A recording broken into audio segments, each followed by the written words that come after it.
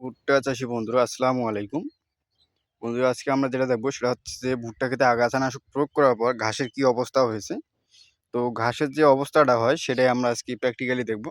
তো বন্ধুরা এই যে এই জমিটা দেখতে পাচ্ছেন এটাতে প্রায় মনে করেন যে ঘাস মানে আগাছানাশক প্রয়োগ করার প্রায় 7 থেকে 8 দিন হচ্ছে। তো এই জমিটাতে যে অবস্থা হয়েছে ঘাসগুলো আপনারা দেখলে বুঝবেন। তো আগাছানাশক প্রয়োগ করার পর এই ঘাসগুলোর যা অবস্থাটা সেটা আসলে দেখলেই বোঝা যাবে। তো এই যে দেখেন বন্ধুরা ঘাসগুলো দেখেন কীভাবে সাদা হয়ে গেছে। তো অনেক ঘাসের পাতা একদম পুড়ে যাওয়ার মতো হয়ে গেছে। এই যে দেখেন, এই যে এগুলো কিন্তু পুড়ে পুড়ে গেছে একদম। এই যে এগুলো এখন এই যে এগুলো কিন্তু সাদা সাদা হয়েছে, এগুলো ধীরে ধীরে আবার পুড়ে যাবে, মানে একদম পুড়ে যাবে।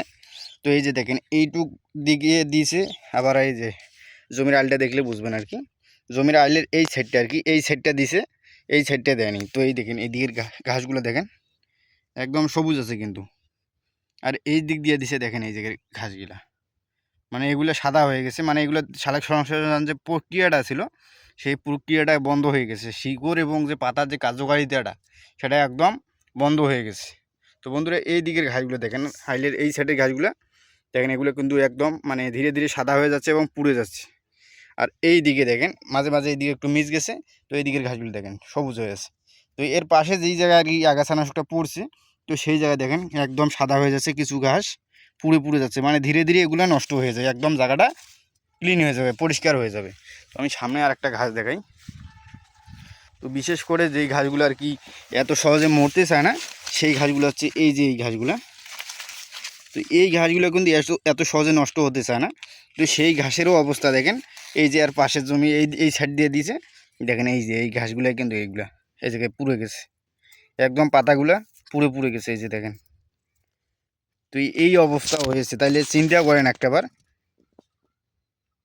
যে আগাছানাশকের যে পাওয়ারটা সেটা কতটুকু।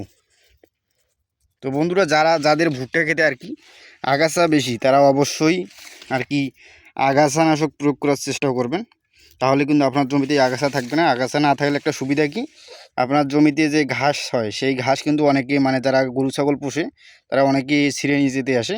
দেখবেন যে ঘাস নিয়ে যাওয়ার কথা বলে অনেকেই গাছের পাতা ছিঁড়ে নিয়ে যায়, অনেকে আবার ইয়া করে মনে করেন যে গাছ ভেঙে চুরে রেখে চলে যায়।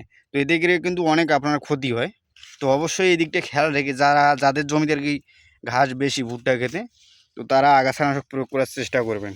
কারণ এই যে দেখেন এই জমিটা কিন্তু কিছুদিনের মধ্যে পরিষ্কার হয়ে যাবে, ঘাস আর একটা ঘাসও থাকবে না। কারণ এই যে দেখেন ধীরে ধীরে কিন্তু এই ঘাসগুলো মরতে শুরু করছে, এবং এই যে ঘাসগুলো এগুলো কিন্তু সাদা হয়ে গেছে, এবং ধীরে ধীরে উপর থেকে যে পাতার কার্যকারিতাটা, পাতার যে সালোক সংশ্লেষণ প্রক্রিয়াটা সেটা বন্ধ হয়ে যাবে, এবং একসময় ঘাসটা যেটা আছে এটা পুরোপুরি একদম নিঃশেষ হয়ে যাবে। তো আপনাদের জমি পরিষ্কার রাখার জন্য অবশ্যই আপনাকে আগাছানাশক প্রয়োগ করতে হবে, তাহলে কিন্তু আপনাদের জমি পরিষ্কার থাকবে। তো বন্ধুরা আজকে এ পর্যন্তই, সবাই ভালো থাকবেন, আমাদের চ্যানেলটি সাবস্ক্রাইব করে পাশে থাকবেন। আসসালামু আলাইকুম।